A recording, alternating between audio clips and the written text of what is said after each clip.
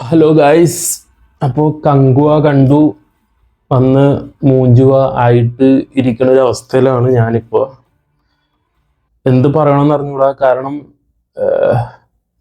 നല്ല ഫ്ലോപ്പാണ് പടം, അട്ടർ ഫ്ലോപ്പാണ്. അപ്പോൾ പടം സംവിധാനം ചെയ്തേക്കുന്നത് ശിവ, പിന്നെ ഒരുപാട് പ്രൊഡ്യൂസേഴ്സ് ഒക്കെ ഉണ്ട്. എല്ലാവരുടെയും പേരും എനിക്ക് ആരാന്നും കൂടി അറിഞ്ഞൂടാ, ഒന്നും ഞാൻ പറയണില്ല.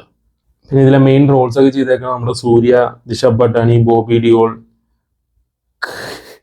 യോഗി ബാബു, പിന്നെ ആദർശ, പിന്നെ റെഡിൻ കിങ്സ്ലി, ഇവരൊക്കെയാണ് ഇവിടുത്തെ മെയിൻ ഈ പടത്തിലുള്ളത്. പടം ഒറ്റ വാക്കി പറഞ്ഞു കഴിഞ്ഞാൽ അട്ടർ ഫ്ലോപ്പാണ്. ഞാൻ വളരെ എക്സ്പെക്റ്റേഷൻ വെച്ചല്ല പോയത്. കാരണം ഞാൻ ട്രെയിലർ കണ്ടപ്പോൾ എനിക്ക് തോന്നി ട്രെയിലർ ഒരു ആവറേജ് ആയിട്ട് എനിക്ക് തോന്നി. അപ്പോൾ ഞാൻ വിചാരിച്ചു പടം ഇച്ചിരി ഗംഭീരമായിരിക്കാം.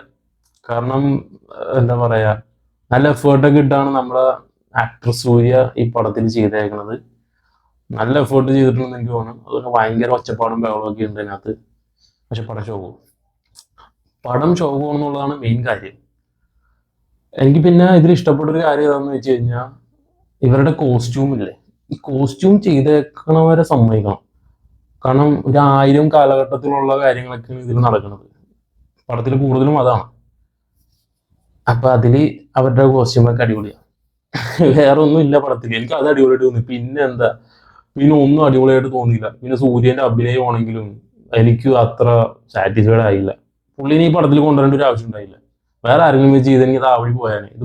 പുള്ളി എന്നൊരു വ്യക്തി ആരാണ് എന്ന് നമുക്കറിയാം. ഇപ്പൊ ഇങ്ങനെ ഒരു പടം ചെയ്യുമ്പോ എന്നാ പണി വെച്ചെടുക്കടാ. ശോകം പടം, വെറുതെ പൈസയും പോയി. പ്രൊഡ്യൂസറിന് വൻ നഷ്ടമാണ് വരാൻ പോണം.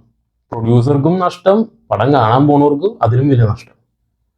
ഇത് നഷ്ടക്കച്ചവടമായി പോയി. എന്തിനു ഞാൻ രാവിലെ പടത്തിനൊക്കെ പോയി ഞാൻ ആലോചിക്കണം.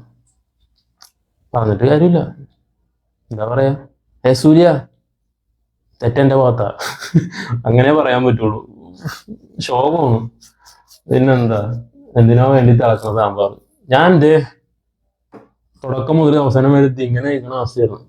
തുടക്കമൊക്കെ ക്രിഞ്ച്, നല്ല അസൽ ക്രിഞ്ചാണ് മൊത്തം. കുറെ എന്താ പറയാ, അവിടെ ഇവിടെ ഒന്ന് തട്ടിക്കൂട്ടി ഉണ്ടാക്കിയൊരു പടം. പിന്നെ കുറെ എഫക്ട്സ് ഒക്കെ, ഈ റീൽസിൽ കാണുന്ന എഫക്ട്സ് ഒക്കെ കുത്തി നിറച്ചിട്ടുണ്ട് പടത്തില്. എന്തിന് എനിക്കറിയാൻ പാടില്ല. എന്തിനും ഇങ്ങനെയൊക്കെ ചെയ്തു വെക്കണേന്ന് പടത്തിന്. ഒരു കൈയടിക്കാൻ ഒരു സീൻ പോലും എനിക്ക് തോന്നിയില്ല.